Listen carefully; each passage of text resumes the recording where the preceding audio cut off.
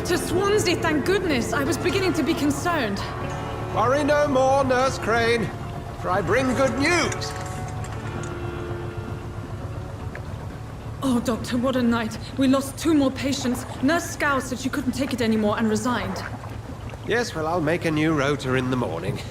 In the meantime, find a good bed for Mr. Hampton. Be sure to pay attention to his needs. Of course, Doctor. Oh, and Dorothy? Yes, Doctor? Dr. Reid here has just returned from the front. He served King and Country and will be joining us here at Pembroke. We're very lucky to have gained a surgeon of his talent, and one so experienced in blood transfusions. That is good news indeed, Doctor. Oh, yes.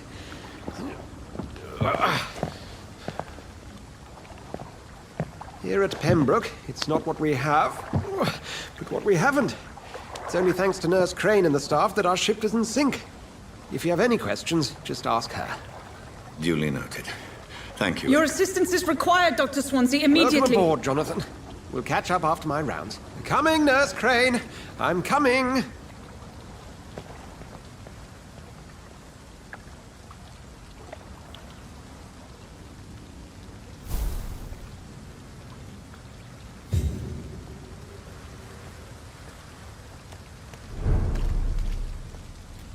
It's locked, all right.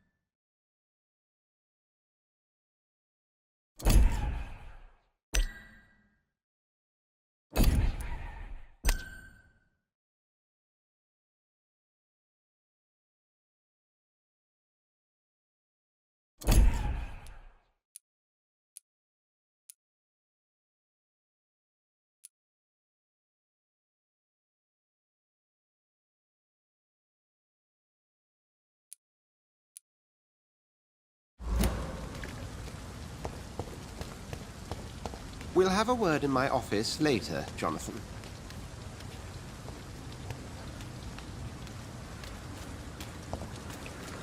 Come on, you bastard! You can do better than that! Nah, it's my turn!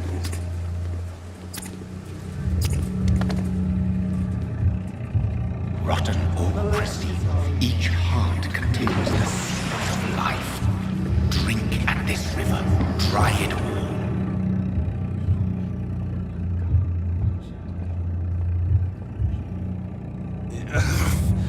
Oh, come on, you bastard!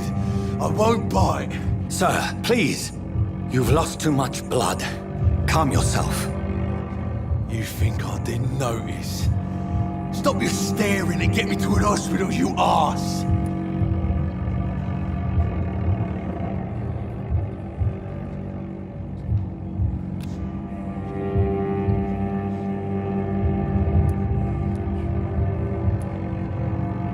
Insulting a good Samaritan. Not exactly the way to get rescued.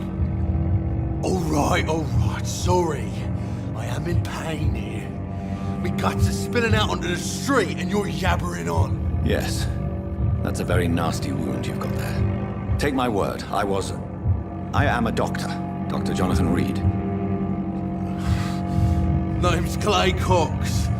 I'd appreciate you helping me to a better place, Doc. Follow me, Mr. Cox. Let me assist you to that better place.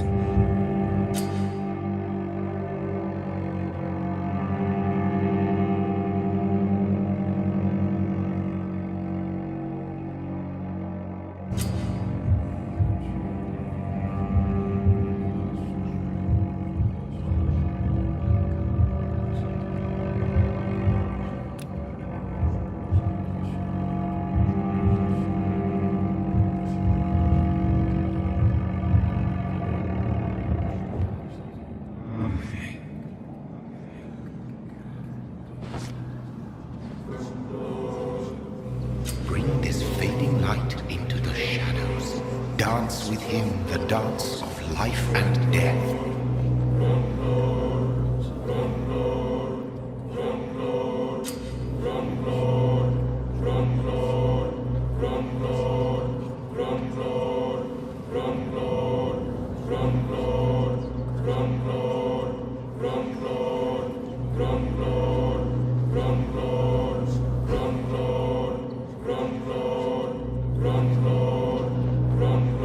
No more. Not tonight. Not like this. I will not take another life.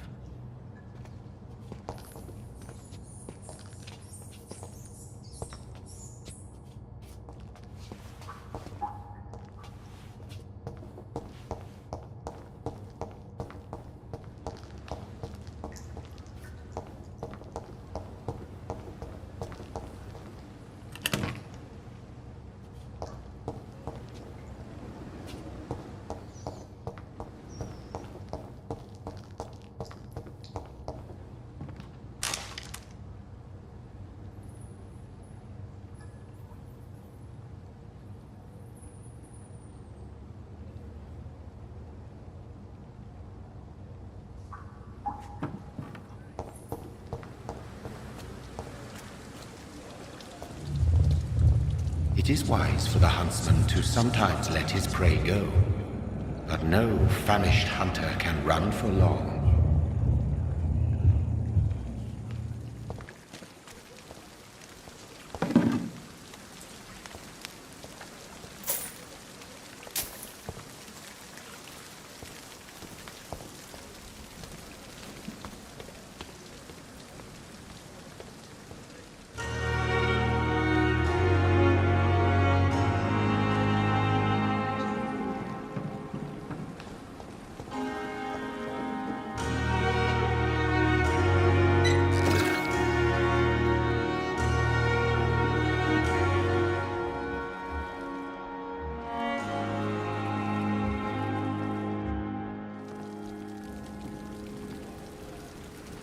Doctor, where have you been?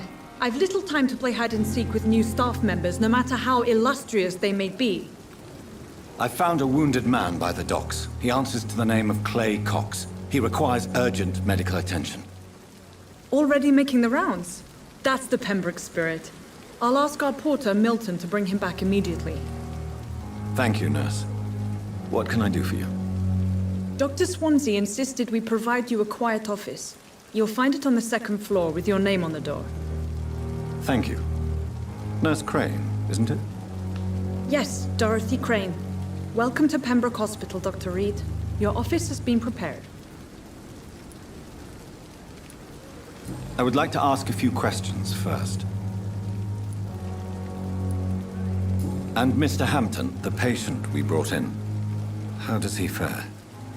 I gave him a sedative to help him sleep. Poor thing was in quite a state of shock. What kind of man is Dr. Swansea? Well, you accepted the job from him. I thought you would have known about your employer. Apologies, I've only just met him the once. This is sudden. I've only just returned to England. Dr. Swansea is a brilliant surgeon and the most compassionate physician. It's right to assume Dr. Swansea knows far more about me than I do about him. You'll get to know him soon enough, and better than me. The administrator has better things to do than mix with us.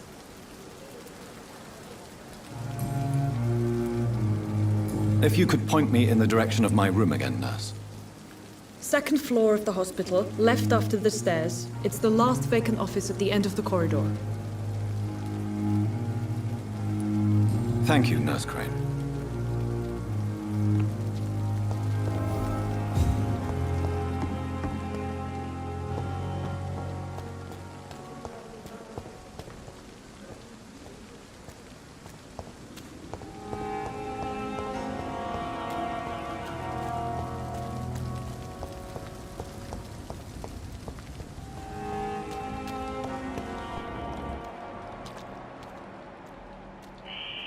Scowl voices in the garden.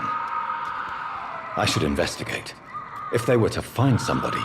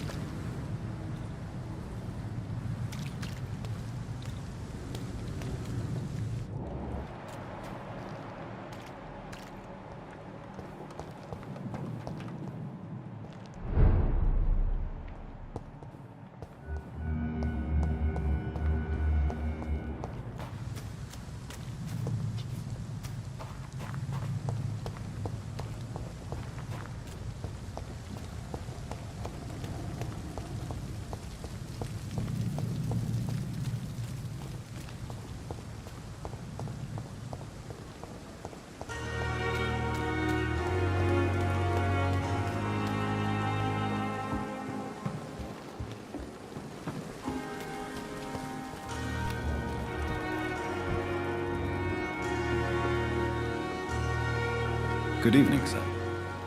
So it is true. The famous Dr. Reid has joined us.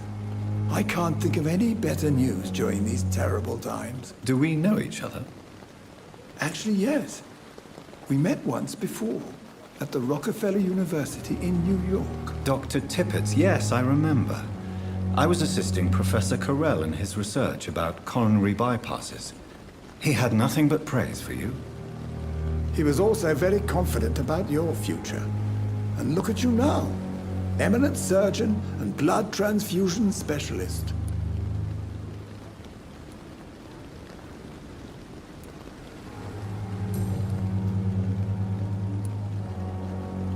What is the Pembroke Hospital situation? And please, speak freely. This hospital is not exactly the best of London. I'm sure you are used to working in a better environment.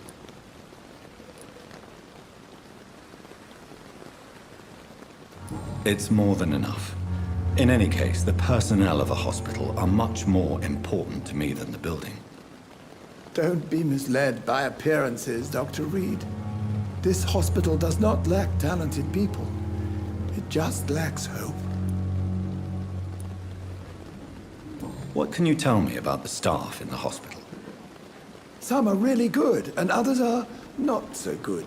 But during this troubled period, there is no time for slander. I prefer to focus on the positive character traits. Tell me more about cherished people, then. Nurse Brannigan is a pearl. She is the most helpful and dedicated nurse I've ever worked with.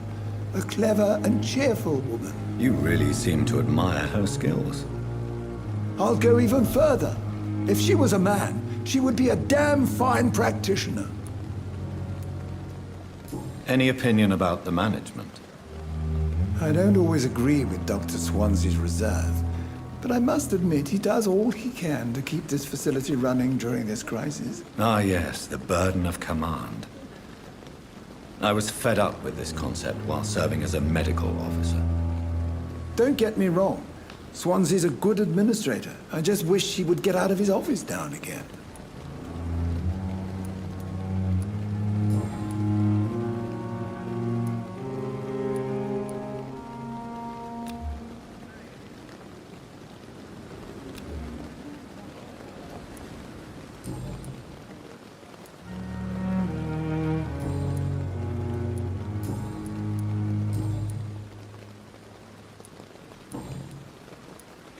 Goodbye, Dr. Tippett.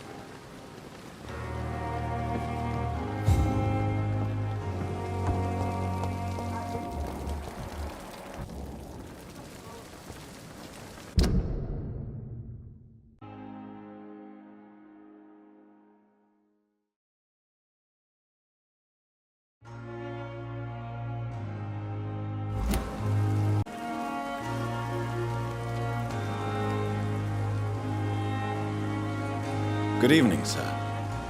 I'm Dr. Jonathan Reid. I'm new here. I've already heard about you, Dr. Reid. I'm Milton Hooks, the ambulance driver for this shithole of a hospital. That's quite a blunt introduction, Mr. Hooks. You can call me Milton. I like to speak my mind, Dr. Reid. Perk of the job. Don't judge me, and I won't judge you. I'm not sure I understand what you're talking about. Well, I'm no doctor, but I'm pretty sure a gun can't be used as a surgical instrument. You have a keen eye. I learned to shoot during the war, and have carried one ever since.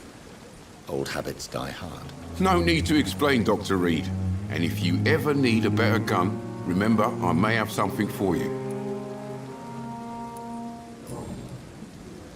How is the situation around here? You want to hear the situation is all right? It's fucking awful. We lack everything, and it's getting worse every day. So what do you do exactly in this hospital? Apart from smuggling guns, I mean. I've been an ambulance driver since... too long, I guess. I bring sick people here night and day. It's a dirty job, but I get it done. Most of the time.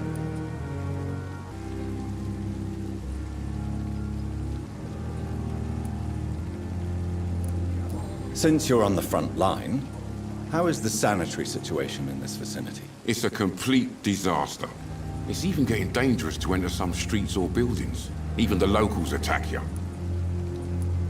It sounds like things have been a bit rough recently. What's happened? Yesterday I got attacked by the patient I was bringing here. I escaped from the hospital's garden, but I lost my wallet when I was running. You left an infected patient outside the hospital? That's incredibly dangerous. Go there yourself if you want, but be careful, Doctor. I'd rather not bring your dead body back.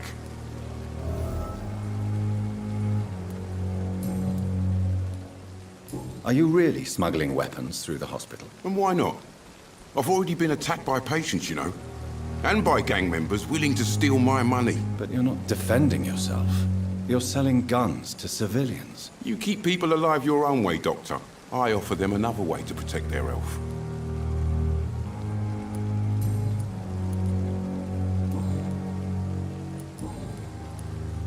I'd like to see your goods. Wise choice, Dr. Reid. A reliable gun is what everybody needs these days.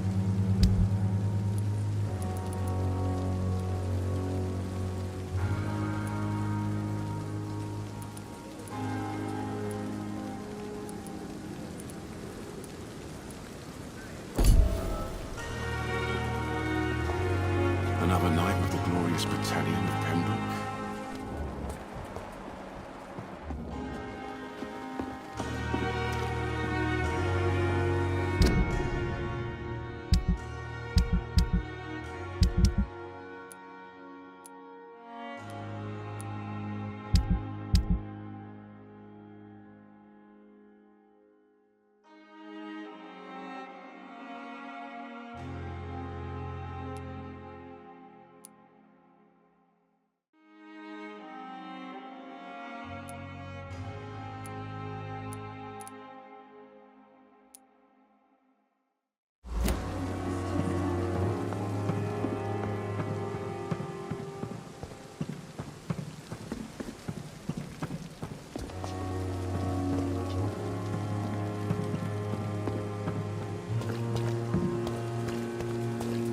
Perhaps I should have considered the offer from that Cadigan fella.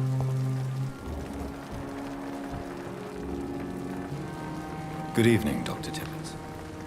Dr. Reid, any good news to share?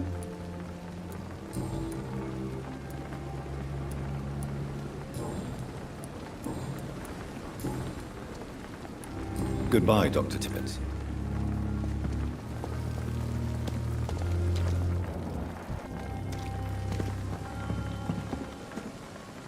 Good evening, nurse. I'm Dr. Jonathan Reid, the new surgeon here at the Pembroke. Dr. Swansea has already told us about you, sir. I'm Nurse Gwyneth Brannigan. Welcome to the Pembroke Hospital. Did he really? It's a good thing I wasn't hoping to keep a low profile. All members of staff have already read about your new blood transfusion technique. Dr. Swansea made sure of that. I see. Well, I'm a little surprised, but I suppose I'll just have to deal with this unexpected notoriety. You must know, blood transfusions are Dr. Swansea's primary subject of research. He is convinced it is the future.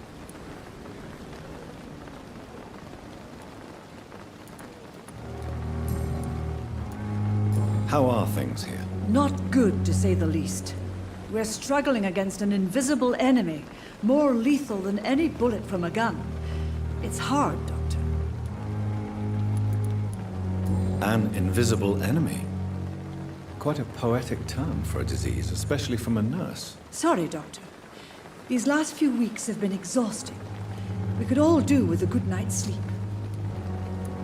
Do you think this hospital can survive the epidemic?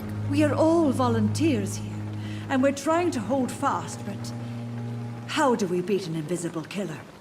Some nurses have already resigned.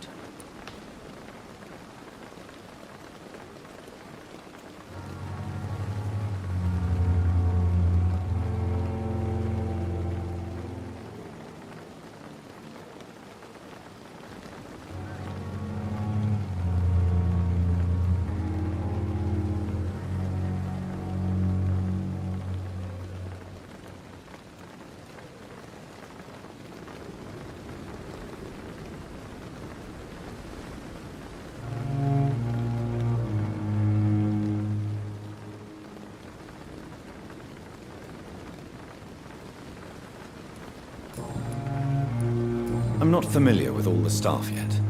Perhaps you could help me. Brilliant professionals, most of them. Dr. Swansea has a gift for recruiting talent. Most of them. Is there a problem I should know about, nurse? It would be inappropriate for me to speak ill of a colleague.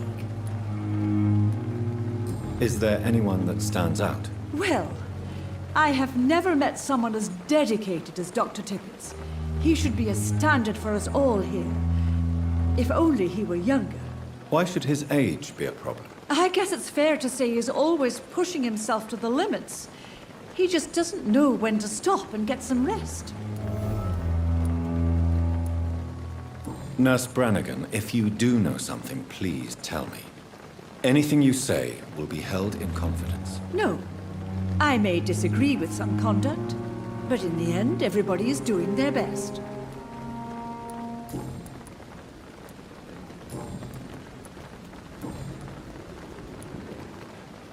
Why does Dr. Tippett claim you're the main reason he keeps working, despite his fatigue? If it wasn't for him, I probably would have left the Pembroke years ago. Dr. Tippett does not think of you as just a nurse anymore, does he? If you're suggesting he's not taking my gender into consideration when it comes to medical practice and knowledge, I really hope he doesn't.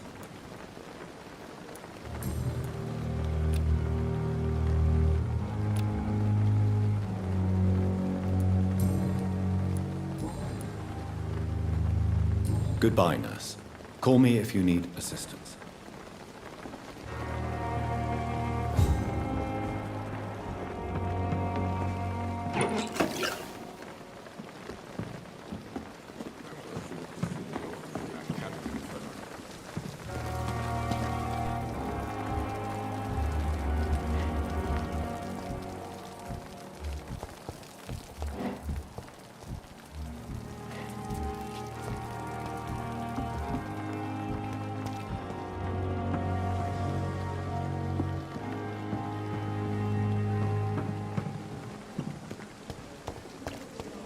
Dr. Swansea is right. This place seems perfect to conduct my research.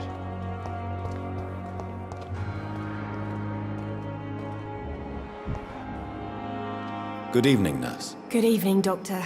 I don't think we've been introduced yet. My name is Pippa Hawkins. And I'm Dr. Jonathan Reid. Dr. Swansea has recently offered me a position in this hospital. Well, it's a euphemism that your help will be appreciated, Doctor. How would you describe the situation at the Pembroke Hospital? It's serious. The flu is wreaking havoc amongst the staff and patients. We are running out of everything. Nurse Hawkins, the Spanish flu won't last forever. Even the Black Plague didn't kill everyone. I wish I could believe you. But what if this epidemic was worse? What if in the end, nobody was spared? You must get a hold of yourself, nurse. Sorry, I'm exhausted. No one has any idea when this epidemic will be over.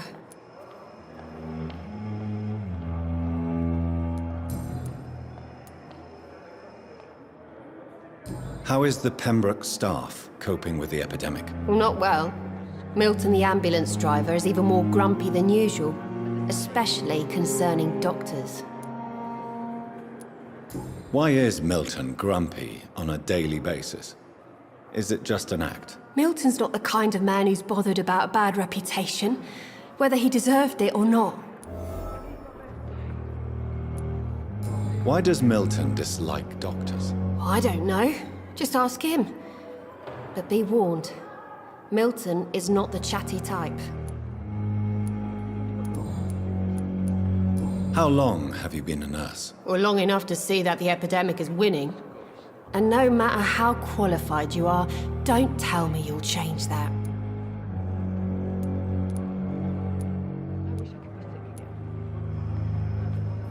You'd be surprised what dedication can achieve, Nurse Hawkins. In medicine, sometimes we're just a test result away from a miracle. Sorry, Doctor. I don't want to sound bitter, but I'm just too tired to give a pep talk like Nurse Brannigan. How long have you been a nurse? Or long enough to see that the epidemic is winning.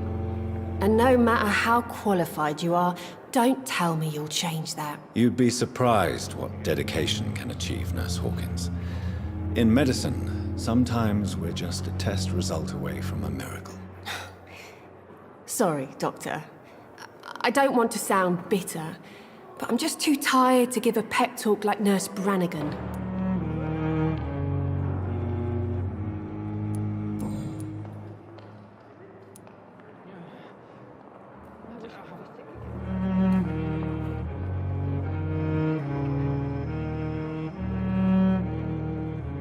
Goodbye, Nurse Hawkins.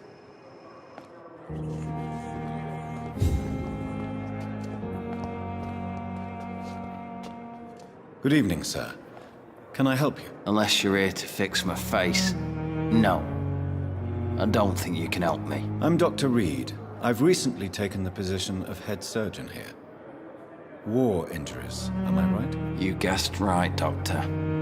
German shell took my pretty little mug right off.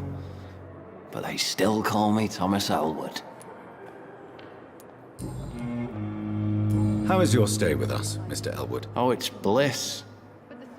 I just escaped death in the trenches to be surrounded again by the moans of the dying. Can I ask you precisely why you're a patient here? It's the pain, sir. The drugs don't work.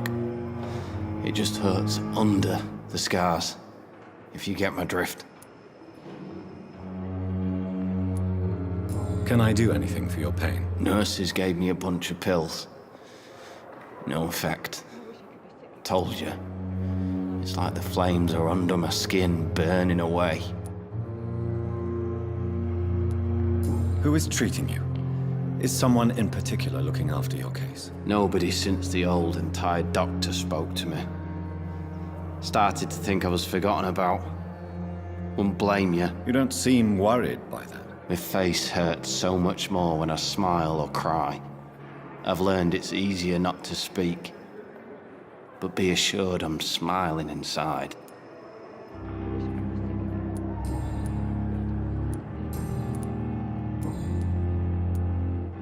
Where were you stationed, sir? Did you serve for long? I really don't want to talk about all this shit. No offense. I was pushing too much. I served in France myself. I just wanted to know what happened to you. You were an officer, weren't you? Then I doubt we fought the same war, sir. No offense.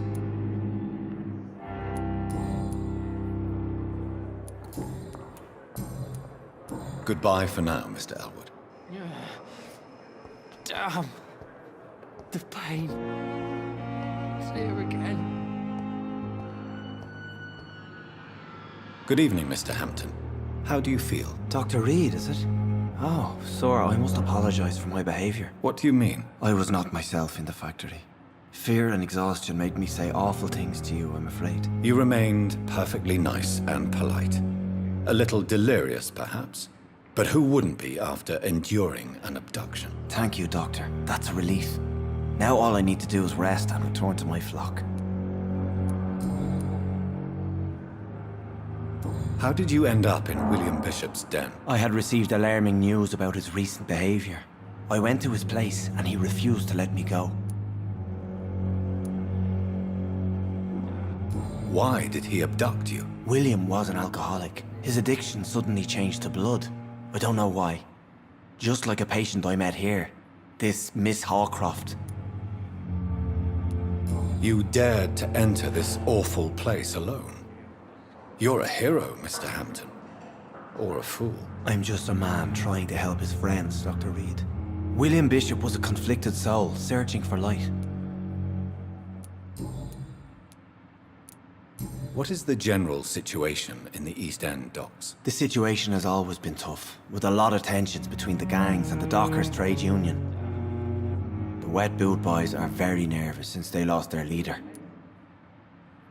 Who leads the gang now? Since Clay Cox went missing, it's his wife Edwina who runs the show, with the assistance of her minion, Booth Digby. Has the gang been threatening you? Ah, no. I've had this nickname for so long. You know, the sad saint of the East End. No one dares to bug a saint. Not even criminals. Do you know Tom Watts, the bartender from the Turtle? I met him before I found you in the canning factory. Tom? Yes, of course. Always the helping hand, good old Tom. Without men like him, corruption and despair would have wiped out the East End long ago. People are still in despair. How could it be otherwise? The authorities have left us all to rot in this contagious nightmare. No drugs, no advice, nothing. It's a damn shame. Who should I avoid in this part of town, then? Any particularly evil figures? Not really. Most men and women are just doing their best. And it's not my habit to speak ill of people I know, Doctor.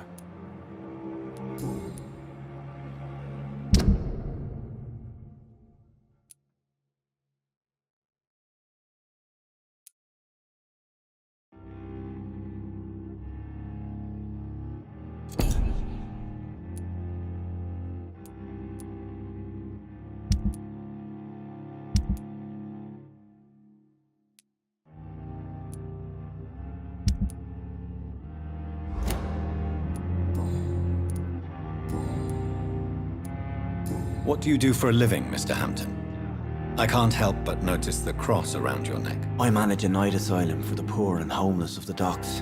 And I try to guide the lost and hesitant on the right path to our Lord.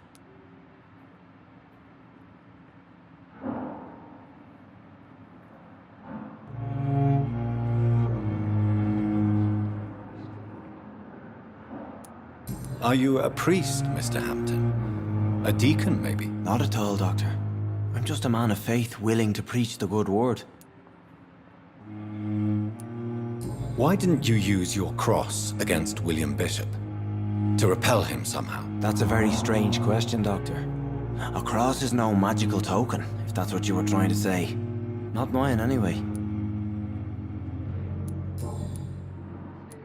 Have you made friends since you arrived? Not really, but I recognize Miss Harriet Jones. I knew her when she lived by the docks. That poor woman had such a miserable life. You never came to see her here at Pembroke? Receiving visits when sick can be an important part of the healing process, you know. We're not just bodies. You're preaching to the converted now, Doctor. To be truly honest, I thought she was dead.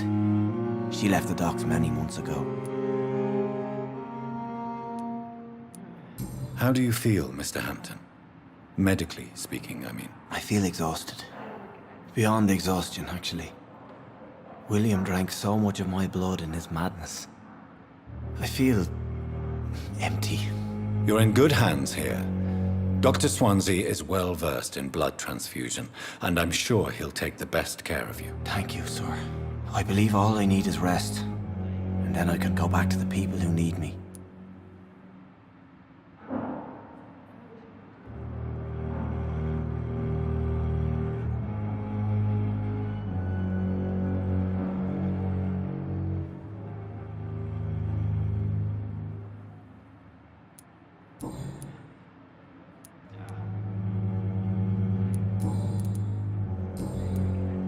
Goodbye, Mr. Hampton. We'll talk again later.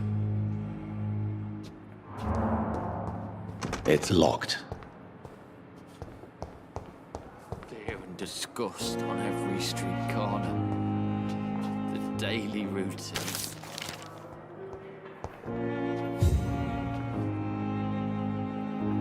Good evening, miss. I'm Dr. Reid, the new surgeon at the Pembroke Hospital. And who are you? Your name has no meaning to me, mortal. You're nothing but dust blown by the winds of eternity. I beg your pardon? What are you begging for, mortal? My clemency? Well, tonight maybe I'm inclined to mercy. You'll never forget the night you met Thelma Howcroft. You keep calling me mortal. Why is that?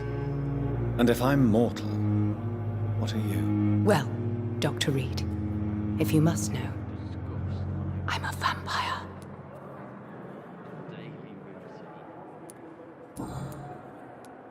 And why do you believe you're a vampire? I don't need to believe anything. It is what I am. It is what I feel within this hollow shell of flesh.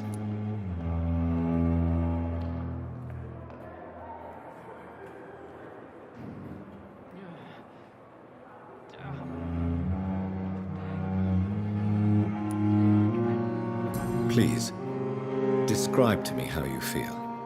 What is it like to be a vampire? I can hear my body crumble from the inside as my flesh cracks and fades. I sense the last pulse of postulant blood within my drying veins. I need new blood. I see.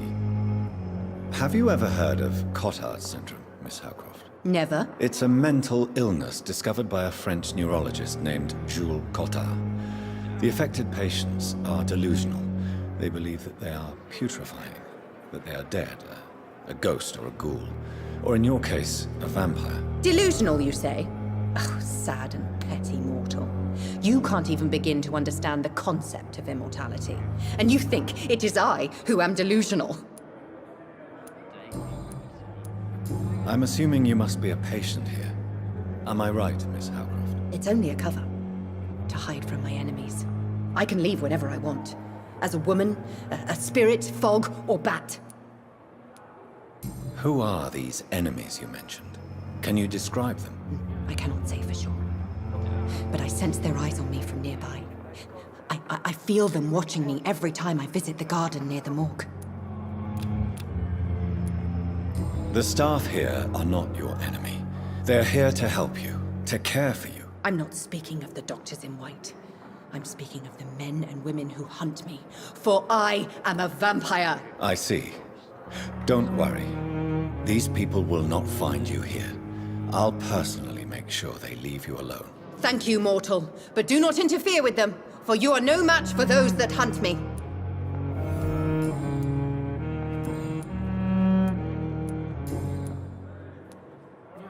Who are you really, Miss Howcroft?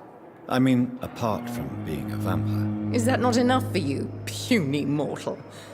What do you require? Proof of my powers? I'm curious to know who you were before becoming a vampire. It was such a long time ago, I don't remember. Centuries of unholy life can have strange effects on one's minds, you see?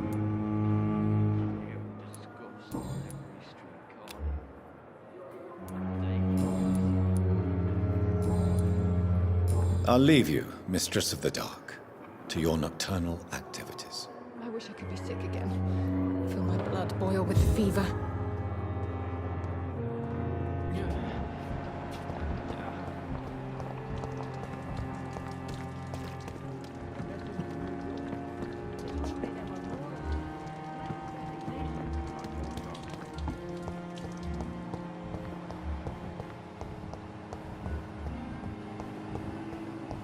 I cannot enter.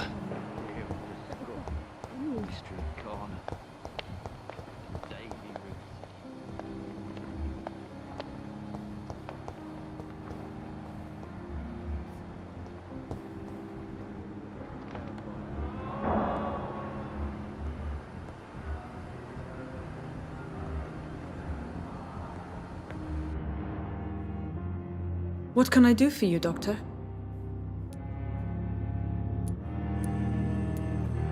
Thank you, Nurse Crane. I'm so tight. me like a book.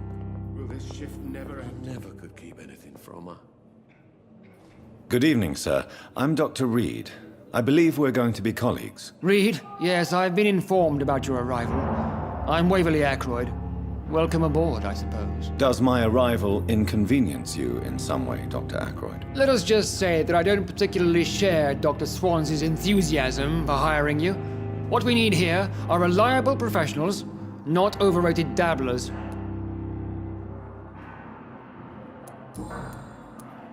If you have a problem with me, Dr. Ackroyd, please feel free to tell me. Dr. Swansea has imposed your presence on this hospital without asking anyone's advice. The benefit of his position. But I don't agree with it. I know we've never met before, but I believe this hospital could use all the help it can get. You will agree with that, I'm sure. Oh, but I have heard about you, Dr. Reid. Of course, you can't say the same about me, since I have not wasted my time courting the press.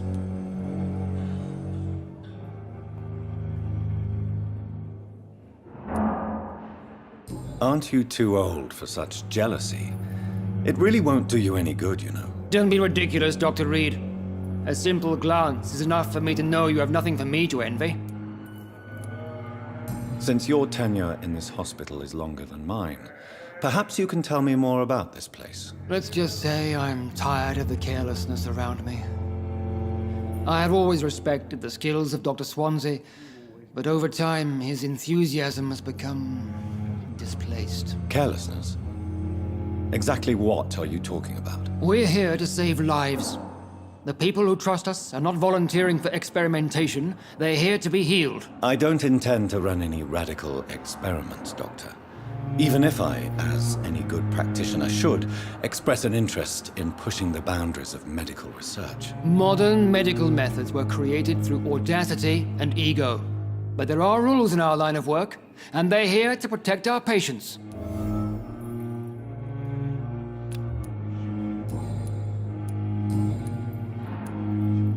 I don't know what you've heard about me, but I have already proved my value as a practitioner. I don't question your skills, Dr. Reid, but your motive.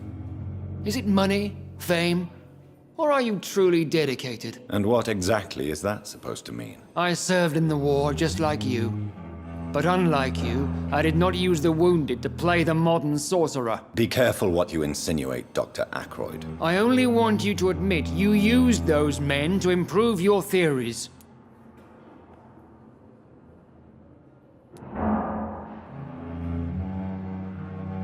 Knowledge has always been and will remain our main weapon, and it has always come at a price. And personal initiative. It is not a question of initiative, it is a question of integrity. These men and women have put their faith in us, Dr. Reid. It seems you have bad memories of your military service. I refuse to see this industrial slaughter as scientific progress. War only reveals the worst in men. We can at least agree on something, Dr. Ackroyd.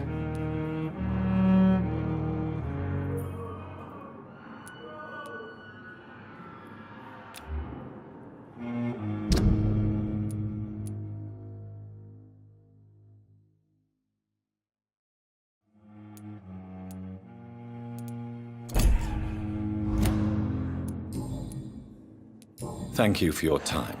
We'll talk later. My sweet girl. Reads me like a book.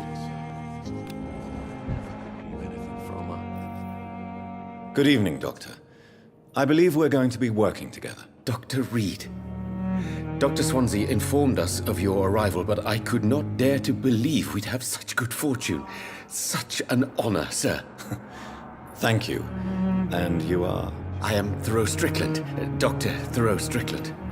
I'm a great admirer of your work, Dr. Reid. Please, could you tell me something about yourself? I'm a great admirer of your work concerning blood transfusion, Dr. Reid. I run my own experiments. I'm convinced it's the future. What made you choose to be a doctor? I'm not ashamed to admit you and your work have inspired me. I am honored to have the opportunity to work by your side. It's always a pleasure to share scientific and medical knowledge with someone eager to learn. I'll be glad to help you if I can.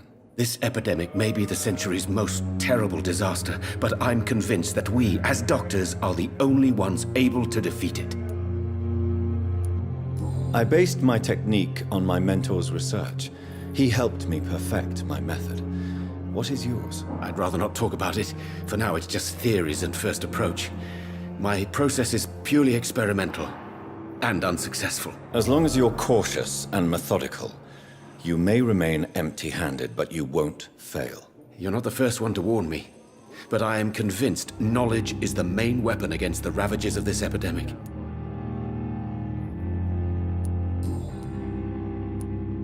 What can you tell me about the Pembroke? Well, it has always been an honor to work with Dr. Swansea. But with your arrival, I can't think of a better opportunity to learn about blood transfusion. You seem quite optimistic. It's a rare and precious attitude in these difficult times. I'm convinced that this epidemic is a test of endurance and dedication for us men of science. Questions remain about our capacity to resolve the situation. True. Last summer, during the first wave of the epidemic, I used to joke with Milton about the extra work. We're not smiling now. Do you need help with anything in particular? Well, yes, maybe. I'm waiting for a batch of products I ordered for my personal research, yet my supplier seems to have vanished. Do you want me to play the errand boy for you? Oh no, Dr. Reid. But if you went personally to his shop, what with your reputation and all, he wouldn't dare to refuse the products I need. I see. Well, give me the address, for I may pass by if I have time. What do you think of Dr. Ackroyd's aversion to modern medical methods? It's a shame he's so narrow-minded.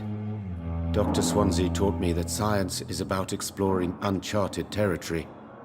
I'm convinced that's true. With the influenza and all that's going on, you should put your differences aside, don't you think?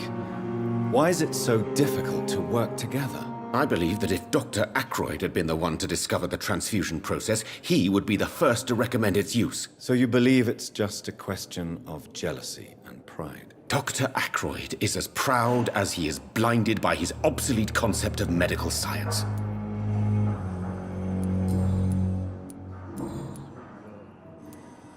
Tell me more about your willingness to experiment with new medical techniques. Harvey Fiddick is a patient suffering from a severe injury that could cripple him if not treated correctly. I'm convinced your blood transfusion technique could help him. What is it you really want? To save him, or to prove your point? Fair question. I want nothing but to save my patient, Dr. Reid. Especially since I know Mr. Fiddick's story. Tell me Mr. Fiddick's story. Our first diagnosis was compromised because Mr. Fiddick lied to us about the real origin of his injury. He first claimed it was an accident. But why would he hide such crucial information from us? Because he is a proud father, ashamed of putting his children at risk because of his own negligence.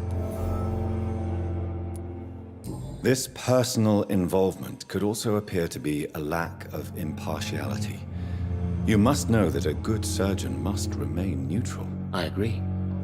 But that does not excuse Dr. Ackroyd's behavior, a man who did not even take time to converse with his patient. Do you think keeping his distance was a mistake?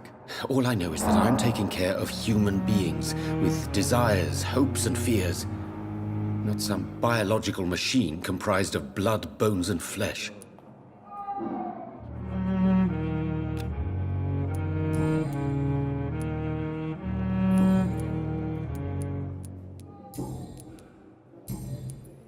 Goodbye, Dr. Strickland.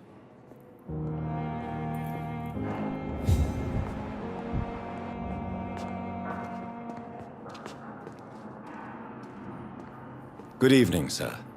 I'm Dr. Reid. May I help you? I don't know if a third opinion is needed.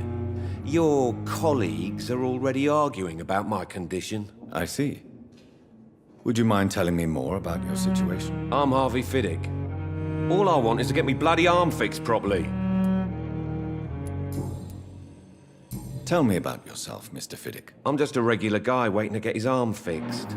so I can return to work and to my family. I was more curious about what you were doing before being hospitalized. I'm a carpenter, and a good one too. But that means I need both arms to feed my family, Dr. Reid. Tell me about the doctors who are arguing about your case. Strickland and Ackroyd. They both want the best for me, but there's a lot of pride there. Doctors are no different from carpenters, it seems. What do you mean? I often had professional arguments with rivals on a building site. Difference is I disagreed about wood and nails, not flesh and bones. Are you satisfied with your treatment here? Well, it's clear that I've chosen a bad time to be injured. Forgive my bluntness, but you seem overwhelmed by cases of the flu. I won't lie to you about it. I'm afraid we are. Are you sure you don't want to operate yourself, Dr. Reid? I have the feeling you're very capable. And your colleagues seem to think so too. In other circumstances, you would be right. But for now, I don't think I can take on the responsibility. My apologies.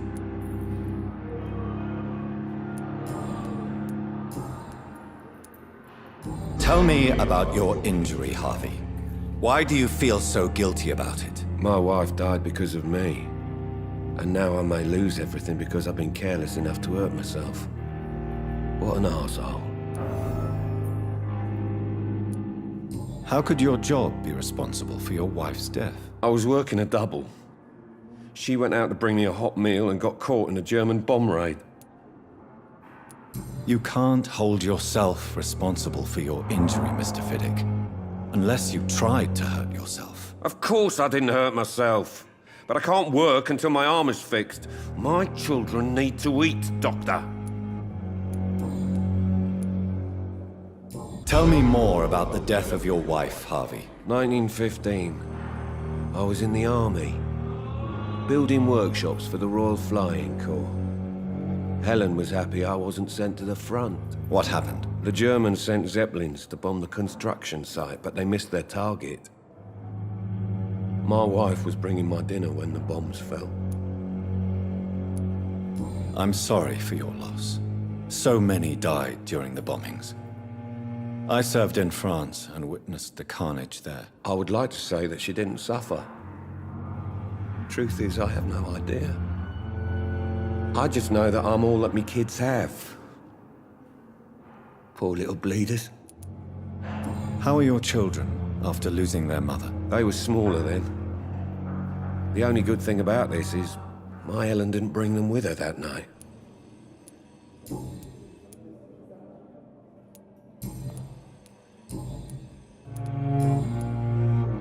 Goodbye for now, Mr. Fiddick. I'll see you later. Sweet girl. Reads me like a book. I'll never forget.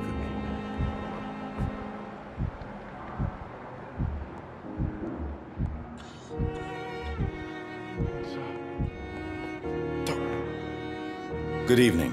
I'm Dr. Reid. Can I help at all? No. Really? Why are you here, then? I don't want to talk. My throat hurts too much. I suppose that this pain is the reason you're here. Is someone taking care of you? Yes. And no. Could you at least tell me your name, sir? Mortimer. Mortimer Goswick.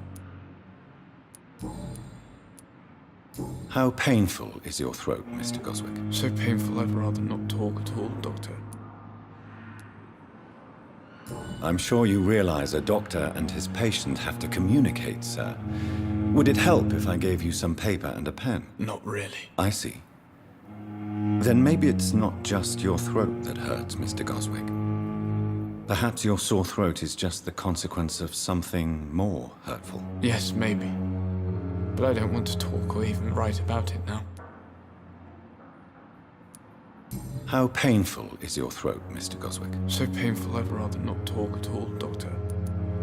I'll let you get some rest, then. I'm all right. Don't waste your time with me.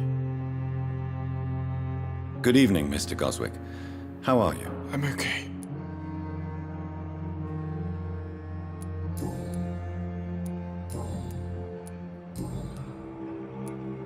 Tell me about yourself, Mr. Goswick. I don't want to talk, Doctor. I have to go now, sir. But don't hesitate to contact me if you need any help. I'm all right. Don't waste your time with me. Good evening, madam. Can I help you? It's my son who needs you, sir. I'm Dr. Jonathan Reid. How can I help your son? I'm Beatrice Goswick, mother of Mortimer Goswick. Could you check on him, please, Dr. Reid? I've heard much of your talents as a physician. What can you tell me about yourself, Mrs. Goswick? Not much to say. Just take care of my Mortimer and I'll cover all the expenses. That's all that matters. Are you really that rich? Most of the patients here are of a more humble origin, if I may say so. Yes, thanks to my husband. May he rest in peace. I can cover any needed medical expenses. May I ask if you have an occupation, Mrs. Goswick? I'm a teacher by profession. I teach young women who are more ambitious about their futures than their families. What do you think of your reception here? Any complaints? I have had the uttermost reservations about this hospital since we arrived. But we had no other choice, considering the state of emergency. Is there something in particular that's bothering you? Some of the staff were not especially welcoming. I suspect they're not accustomed to dealing with patients of such social standing. Tell me more about your arrival at the Pembroke Hospital. What gave you such a bad first impression? The ambulance driver was quite rude, for a start. And that nurse, Miss Hawkins, seems to have quite a dubious attitude. What do you mean? She managed to secure a bed for my son despite the epidemic. It was a relief, but it wasn't cheap. She charged you for a bed? Yes, and I paid without question, considering the urgency of the situation. I share your concern, Mrs. Goswick. Be sure that I'll talk to the people involved. I don't expect compensation, Dr. Reid.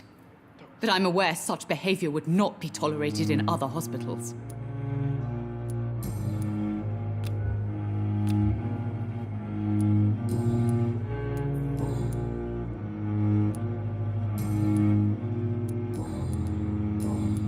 Goodbye, Mrs. Goswick.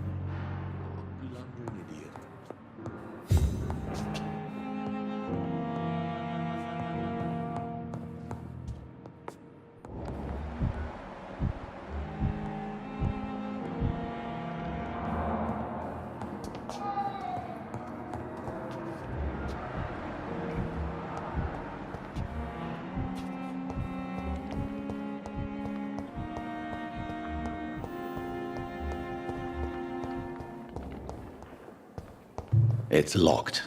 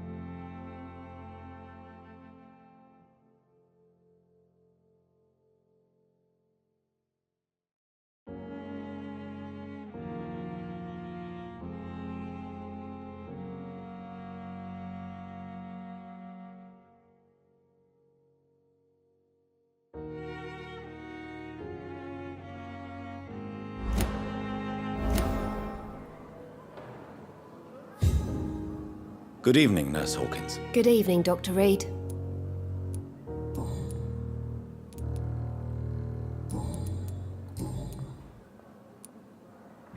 Pepper, are you sure you want to leave this hospital? To become a nurse was a little girl's dream.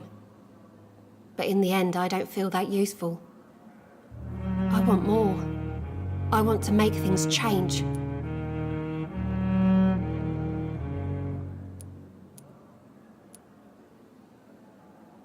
You should be proud of what you've achieved. This hospital represents hope for many people in need of help. Maybe you're right. But at the moment, I feel like we're just a cemetery waiting room.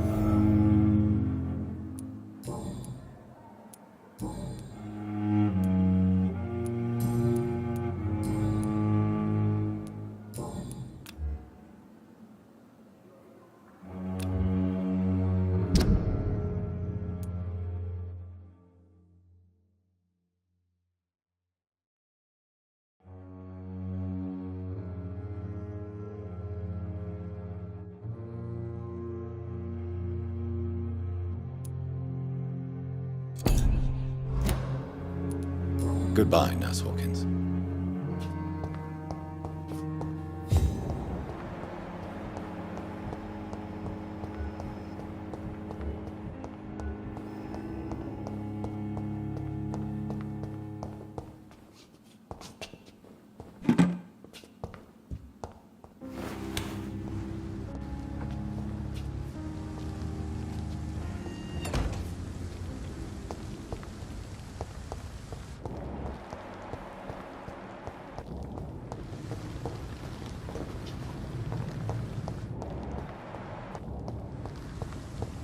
It's locked.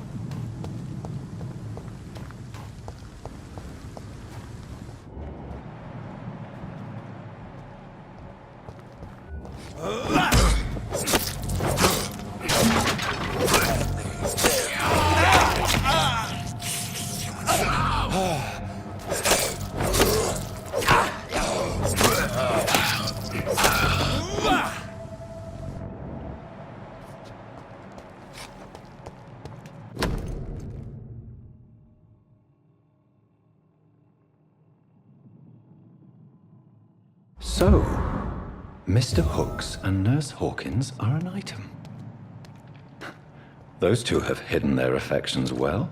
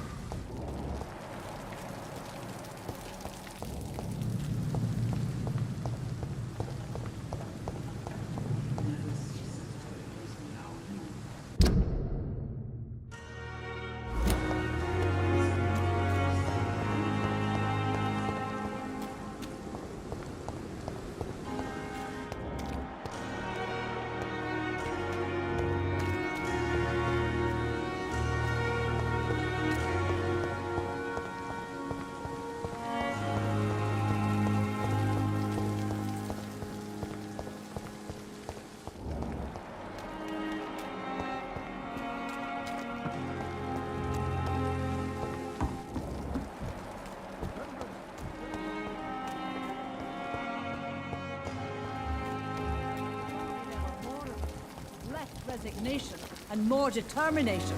And know I can count. I wish I could say the same for the others. You look exhausted. You're pushing yourself too hard. You don't have to bear the burdens of this hospital alone. Good evening, Dr. Tippett. Dr. Reid, any good news to share? You're exhausting yourself, Corcoran. Maybe you should think about preserving your strength. No. We must keep on healing all those poor souls. We are the last rampart before chaos. Once more, unto the breach.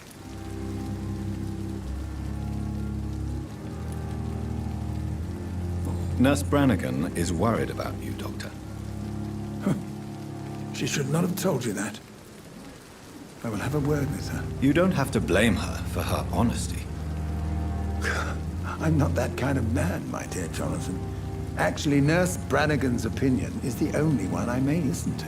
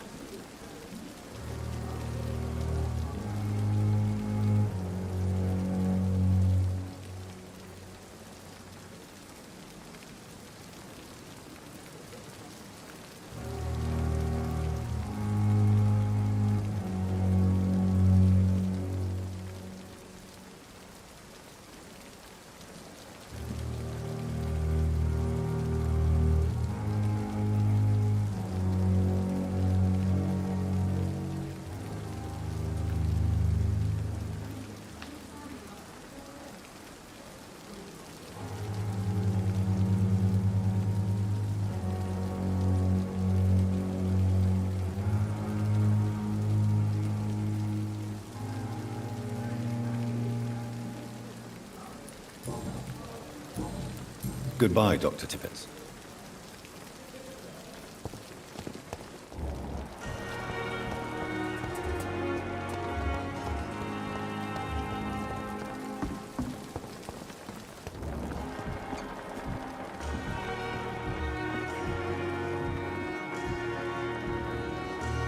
Good evening, Nurse Brannigan. Good evening, Doctor.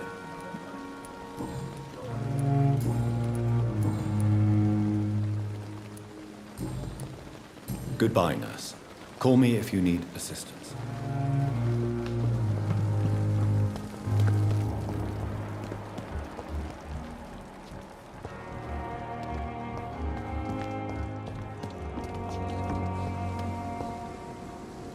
Good evening, Milton. Good evening, Doctor. Still trying to save lives?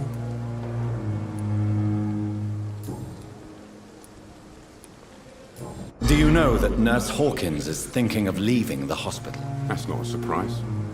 We've talked about it already. Does it not bother you? Sometimes I think she may be right. We should run away while we can. Question is, where can we go?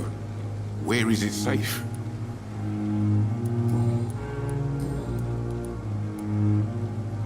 Why do you have such a mediocre reputation among your colleagues, Milton? Fuck them. Nobody knows the horrors I've seen since working here. This city was sick long before the epidemic, Dr. Reid. I know it's a difficult task, but correct me if I'm wrong. Is this not the job you are paid to do? I've seen babies left to die while their brothers were properly fed. Underage girls and boys sold to all manner of perverts. I'm sorry, I don't know what to say. Yeah, exactly. We lack words. So excuse me if I don't look on the bright side of life. I have some good news, Milton. What? The epidemic's over? I retrieved your wallet, with all the money, and a certain picture. Well, yeah, Pippa Hawkins is my girl. So what? Is it the difference of skin color that bothers you? Not at all, Milton. Good. Please, take this money anyway. To remind you to keep your mouth shut. Not everybody is as broad-minded as you, Dr. Reid.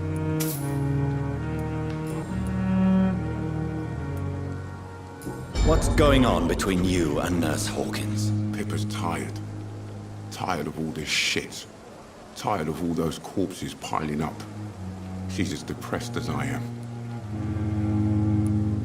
During the war, I witnessed a few couples just like you come together in difficult circumstances.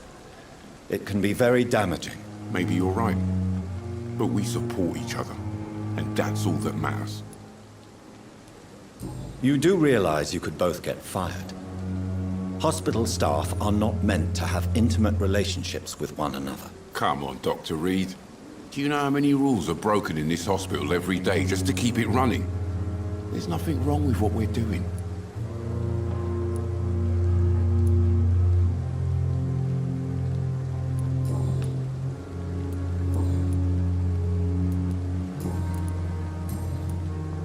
Goodbye, Milton.